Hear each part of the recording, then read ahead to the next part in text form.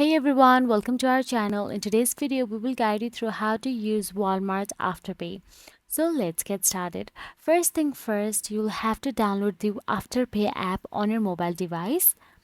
So after you download the Afterpay, search for Walmart in the Afterpay app. Walmart will appear under the store's heading with a blue icon with yellow lines on it. Then simply tap on Walmart and start shopping and tap on your cart once you are done shopping.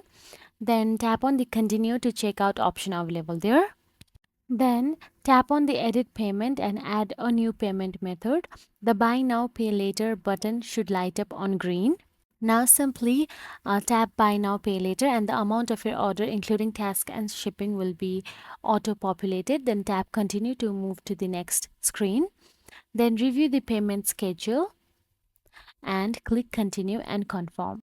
Now the order will be charged to the Afterpay single-use payment and you will pay the balance of over the course of your payment schedule. So that's it. If you found this video helpful, please like, share and subscribe our channel and thank you so much for watching.